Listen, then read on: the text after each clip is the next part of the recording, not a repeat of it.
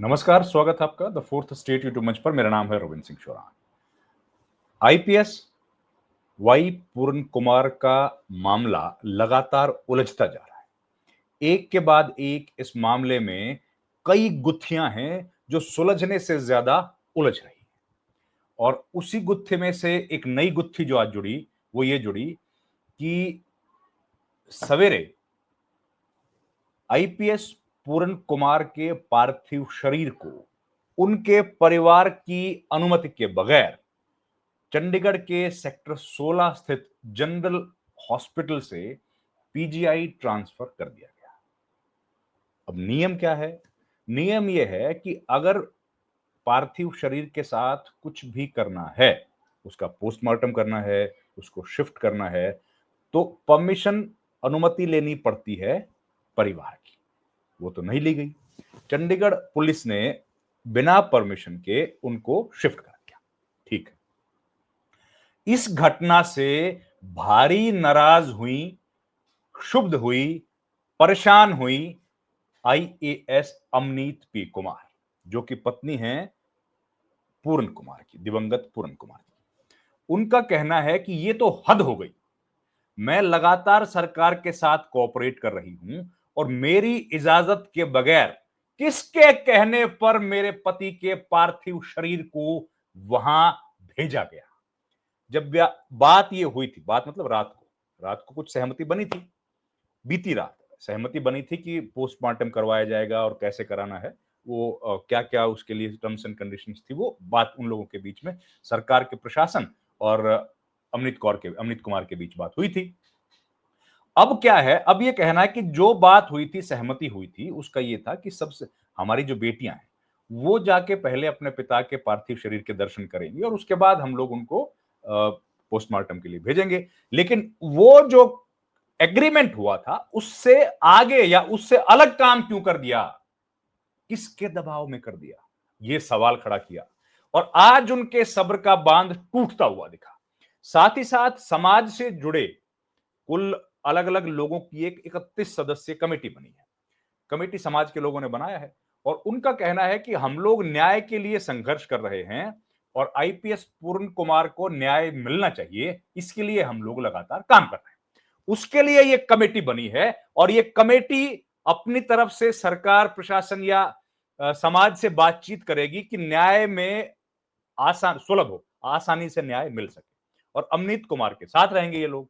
ये 31 सदस्यीय कमेटी ने फैसला किया। उस बीच ये घटनाक्रम हो गया। आज अमनीत कुमार के परिवार से मिलने के लिए कई लोग पहुंचे, कांग्रेस के नेता पहुंचे, सरकार के भी मंत्री पहुंचे, अधिकारी लोग भी पहुंचे। उनका नाम लेने की जरूरत नहीं है क्योंकि पॉलिटिकल पार्टीज के लोग तो जाते हैं, अलग अलग लोग जाते हैं, गए।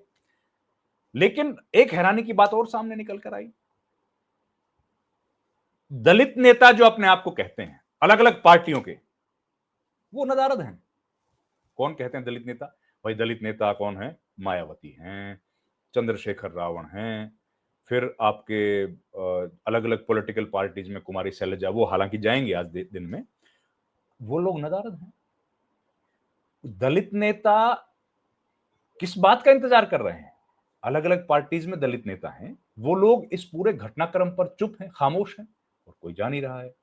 तो ये भी एक बड़ी चिंता की बात है कि दलित नेताओं को क्या केवल चुनाव के वक्त ही हम लोग किसी के दुख दर्द बांटते हुए देखेंगे?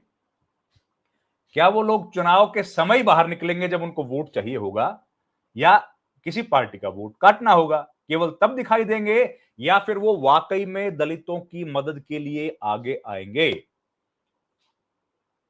पॉलिटिकल पार्टीज के कुछ लोग, कुछ दलित नेता जाते हुए दिखे, कुछ गए भी, लेकिन सवाल यह है कि जिनकी पूरी राजनीति दलित राजनीति है, वो लोग इतने बड़े घटनाक्रम पर खामोश हैं। परिवार की नाराजगी को जाहिर किसने किया? टेलीविजन कैमराज पर परिवार की नाराजगी को जाहिर किया अमनीत कुमार के भाई ने, अमित रत्न ने। उन्होंने बताया कि हमारे साथ धक्का हो रहा है, हमारे साथ ज्यादती हो रही है, हमारे साथ गलत हो रहा है, हम 5 दिन से इंतजार कर रहे हैं और हमको न्याय नहीं मिल रहा। उन्होंने कैमरे पे आके ये बात बोली, जिससे यह पता लगा कि भाई जो शरीर के, पार्थिव शरीर को जो लेके जाया जा रहा है, उनके साथ पोस्टमार्टम करने की जो बात की जा रही है, वो परिवार की सहमति के बगैर है। ठीक है। उसके बाद एक बयान आया डीजीपी सागरप्रीत हुड्डा का। उन्होंने क्या कहा? उन्होंने यही बात दोहराई। उन्होंने कहा कि परिवार की सहमति के बगैर, नियम उन्होंने बताया कि परिवार की सहमति के बगैर पोस्टमार्टम नहीं किया जा सकता। हम लोग परिवार से बात कर रहे हैं, हम लोगों ने उनको रिक्वेस्ट किया है कि हमें इजाजत दे दी जाए ताकि पोस्टमार्टम हम लोग करवा पाए। ये बात उन्होंने कही, जो कि नियम है उन्होंने बताया। लेकिन सरकार किस दबाव में है? सरकार कार्रवाई करने से क्यों बच रही है?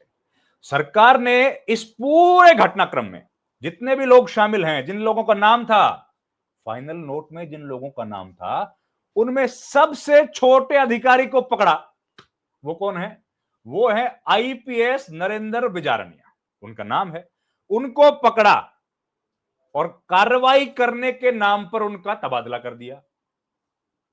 हमने तो ऐसी सरकारें देखी हैं जिसमें अगर कोई राजनीतिक कार्यकर्ता या कोई पार्टी, सत्तारूढ़ पार्टी का कोई मजबूत कार्यकर्ता चाह ले तो आईपीएस की बदली करवा देता है। कई जगह ऐसे एग्जांपल्स देखे हैं।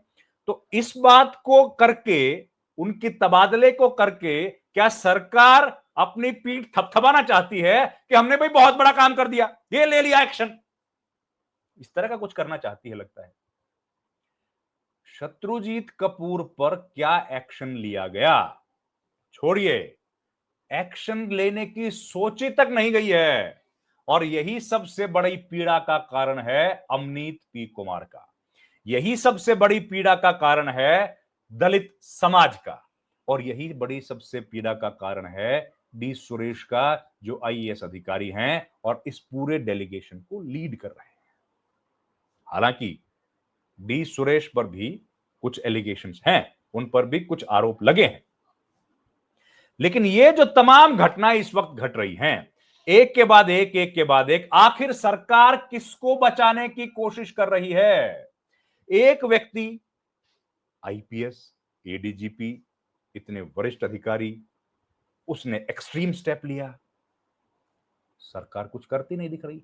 5 दिन का समय हो गया। आप मुराद कीजिए, अगर यह घटना किसी सामान्य परिवार में होती, उसको न्याय मिलता? आज जब न्याय की दरकार कर रही है उनकी पत्नी, आज जब उनकी पत्नी के समर्थन में आ गई है पूरी आईएएस एसोसिएशन, तो सरकार इस पर एक्शन लेने में क्यों डर रही है? सरकार को इस मामले पर एक्शन लेने में क्या दिक्कत है? 5 दिन से किसी व्यक्ति का शरीर अस्पताल के एक कमरे में पड़ा है। किस बात के इंतजार में? न्याय के इंतजार में। अमनीत कुमार ने यह भी कहा है, जो मीडिया रिपोर्ट्स में हमने सुना, उन्होंने यह भी कहा है कि मैंने प्रेस कॉन्फ्रेंस नहीं की, मैंने वो सब किया जो सरकार चाहती है। लेकिन अब सरकार मुझ पर किस बात का दबाव बनाने की कोशिश कर रही है? मेरी मर्जी के बगैर, मेरी परमिशन के बगैर क्यों आज ये एक्सट्रीम स्टेप लिया गया? और क्यों ये स्टेप ले लिया गया कि मेरे पति की शरीर को, पार्थिव शरीर को जनरल हॉस्पिटल से पीजीआई में शिफ्ट कर दिया? क्या बगैर परमिशन के पोस्टमार्टम हो जाएगा? यह गंभीर बात उन्होंने कही है, बहुत गंभीर बात है। और इस बीच आज एक चिट्ठी लिखी है। किसने चिट्ठी लिखी है? कांग्रेस पार्टी की पूर्व राष्ट्रीय अध्यक्ष, कांग्रेस पार्लियामेंट्री पार्टी की अध्यक्षा सोनिया गांधी। उन्होंने आईपीएस अधिकारी पूर्ण कुमार की मौत पर दुख व्यक्त किया है और अपनी संवेदनाएं भेजी हैं चिट्ठी के माध्यम से अमनीत पी कुमार को।